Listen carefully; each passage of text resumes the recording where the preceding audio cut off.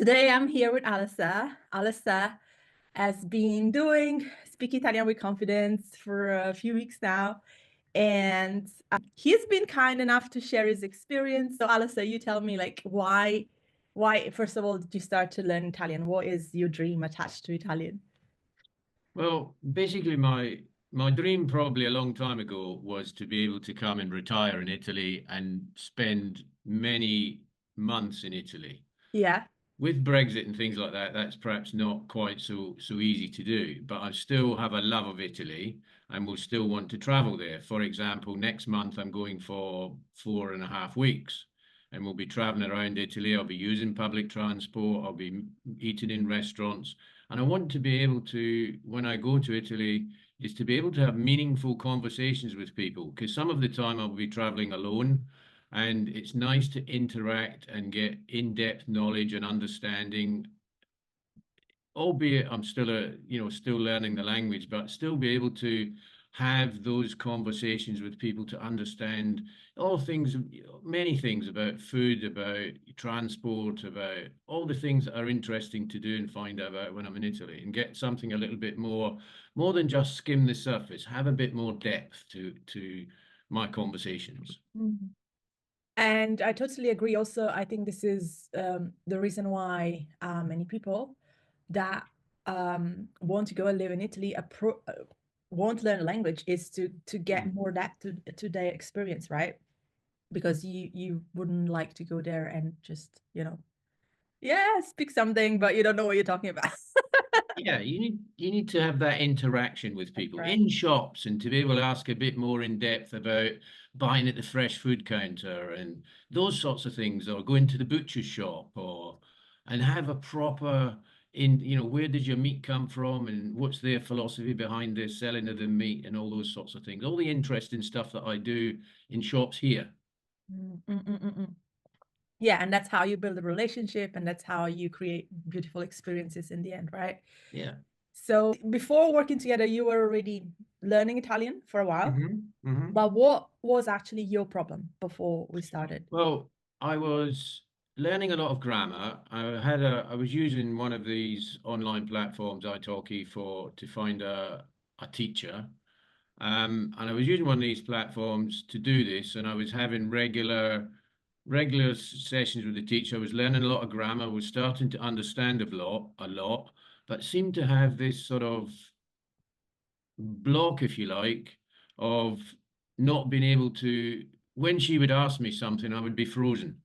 Right. I didn't quite understand what she said, and I would just freeze. And it was not understanding some of the speaking stuff, and then being able, once you did understand how to, the words were in here somewhere, I feel confident, but getting them out and coming out my mouth in a coherent way was just difficult. Right. And what has changed now? Like we've been working together on you speaking. Yeah, well, the way I was a little bit not sure what I needed to do, but I decided to, in my view, take a bit of a chance and join you because you're entering something new. You don't know what's going to happen, and it was completely new.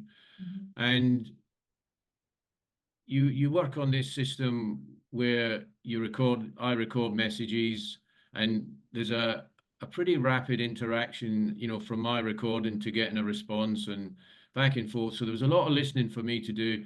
Plus, I was actually having time to prepare what I wanted to say, which helped because that gave me the chance to use some of my grammar skills, my vocabulary skills, and put something together to say something. You would then get a response from yourself, and then you would be able to re-listen to that response several times because certainly at the very beginning of the experience, for me, I was thinking, what was that she said? Oh, I need to listen again. Oh, what was that? I didn't quite catch that word.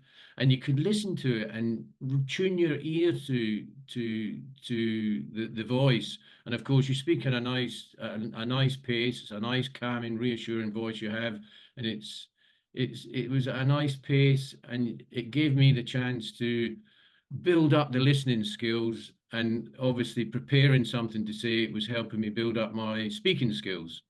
So that's the thing that's changed. And over a period of weeks, I feel my confidence level has gone up, my vocabulary has gone up. All of these things have gone up quite significantly. Yeah. So that was Well a big change. That was a big change done. for Yeah, me.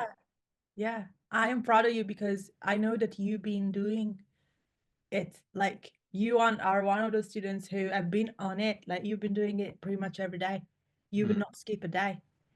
And I think this is also what allow you to progress and see that significant improvement, yes, in mm. confidence. Yeah. Right?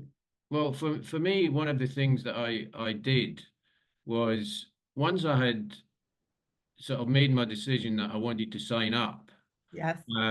I knew that it was a big commitment. I didn't want to waste anything. So I actually looked at my diary and blocked out the following 8 weeks and didn't have things like days out or go off and do things on certain days. Or if I did do something, make sure it was compact so that I could always have this time to concentrate on the messages. And Yeah. that was something that I did. And I think that was a good experience for me because I really wanted to have a real go at this because I felt that where I had been going, what I had been doing, I had got to this point, as I said, where I was blocked and didn't feel that I was progressing and I needed to make this leap and I wanted to commit the time to it. So, Yeah. And by the way, that tells a lot about your discipline as well. On average, how long would you spend every day on average? um, probably maybe no more than 2 hours, Okay. Okay. but that would be preparing something and then recording something. Yeah. And it would probably be around about 2 hours. But I would also be doing things like doing my exercise and I would go and walking and all those sorts of things.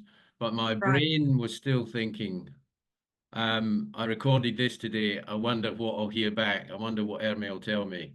And so my brain was still working and I was still, as I'm walking and doing exercise and different things, my brain was still thinking of Italian conversations, strangely enough. So whether Oh, you include that as working or not, I don't know. But in terms of physically preparing a message, probably about maybe 2 hours. I love it because this shows how you actually integrated Italian into your life, which is something I talk about quite a lot. Hmm. You were doing exercises and then your brain was thinking Italian and Yeah, my thinking brain didn't switch off. yeah. It kept But going. this is how, because here's the thing, like people sometimes, oh, I want to think in Italian, I want to think about, I want to be more in touch with Italian and all of these things. But as a consequence of you having to speak to me, your brain was tuned into Italian, your brain was focused into Italian, and that allowed you to have the part of your brain that is Italian, is concerning the Italian, switched on. And that is also what allowed you to transmute that passive knowledge, which you had been acquiring for a while, into active, because it's about activating the Italian that you have in your brain, which you've been doing, and that's how it's been working for you. So well done. Thank you. Yeah.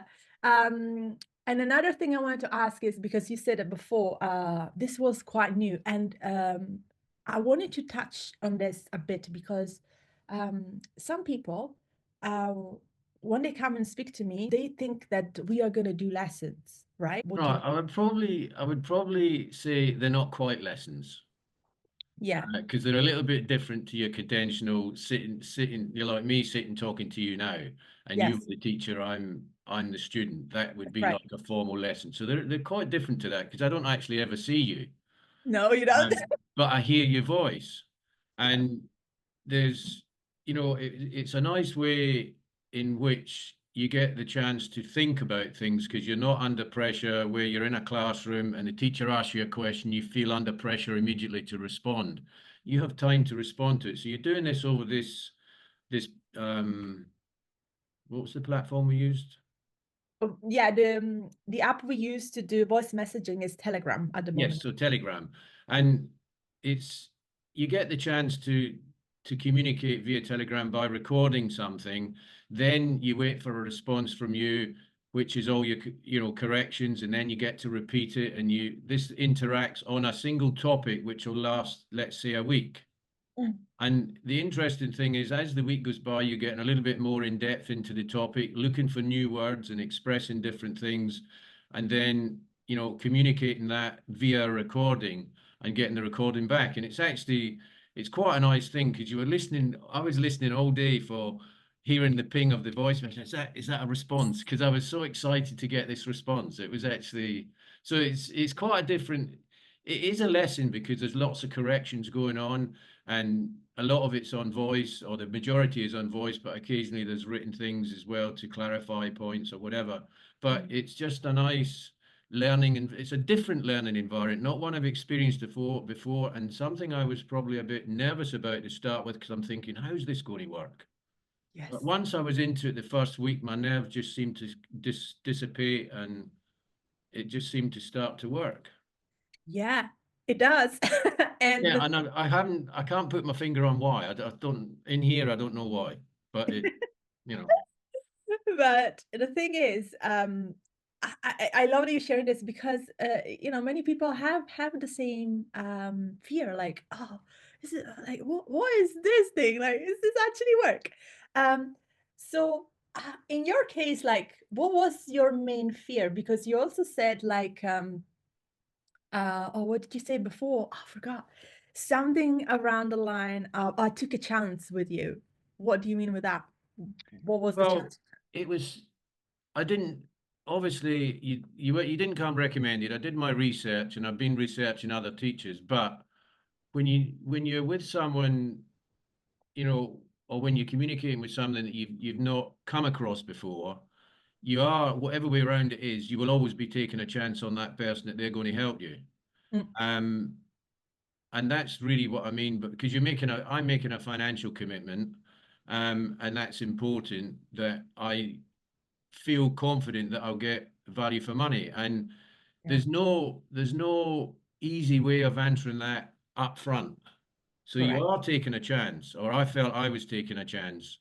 Yeah. But I thought I was confident enough, having spoken to you on a couple of Zooms and different things, and I felt confident enough that this person can help me. Yeah. And I built a little bit of that confidence, but it was still a chance. And of course, once I'm into it, I then see the fruits of all that happening. Yeah. That's So kind of what I meant, if that yeah, makes sense. yes, yes, no, I understand that. And was your fear about that it was not going to work, or what was your main fear? Like, if you had to think back of that. Well, I wasn't quite sure all of how the process would work. And of Mm. course, when you're doing recorded messages, I'm thinking, will this work, or will it not work? So again, that was another process. So there's obviously the person thing, and then there's the way you're actually doing it. Will it work? Mm. Um, and I don't know, it just did. But if you ask me up front, it was still a bit of a chat. That was another part of the chance that you have to take. And Yeah. it was just something that I think I'm ready. I want to do something. I hadn't spoken to anyone else that I felt gave me quite the same level of confidence in you as you, but I decided that that's what I would do. Yeah. And now, are you glad that you took the chance? Oh, 100%. 100%. Oh, 100%. okay. I'm very happy that you had a good experience, and I appreciate you for sharing this. Um, One thing that I always say is, if you keep doing the same thing, you always get the same results. And sometimes we are so focused on doing the same thing because this is what has been working for us so far. And we cannot see what is outside, right? And it takes courage to get out of your comfort zone. However, most of the time, your progress is outside your comfort zone, because the things that you did so far, you've been doing so far, got you to this point. And if you want to go further, you have to do something different. Yeah. Um, and that seems so obvious. But sometimes when we are on the threshold, like we are about to cross a new um, I don't know, it's a new territory. Yeah, we all like, oh, I don't know, is this going to work? But then once you are on the other side, like, oh man, I'm so glad I did this. And I am happy that is your case. I appreciate you. And yeah, what would you say to someone who maybe was in your place where you were before? What would you say to someone if you had to have any advice to someone who say, oh, I would like to do this thing, but I'm not quite sure? I think similar to what I did, which is be on calls with you, do a bit of research around, look for other people that are doing similar or not similar, certainly not the same thing, because I never found anybody that had quite the Right. yeah, I never found anybody that quite gave me the confidence. So I would suggest they look around, but once they've made the decision and they've decided it's you, don't hesitate, just do it. Yeah. All right. Well, thank you, Alisa, for sharing your experience. I really appreciate it. And if you've been watching, that you're watching this thing, you've been watching this thing so far. If you're thinking, I would like to have the confidence that Alistair has gained, I would like to as well stop freezing and get the Italian out of your head, in my mouth. Come and speak to me. I'm going to put a link to book a call with me below if you would like to do so, so we can evaluate your level, see if what offer is for you or if it's not. I hope to see you on a call or maybe in the next video. Thank you, Alistair, for being here with me. I appreciate it. Ci vediamo.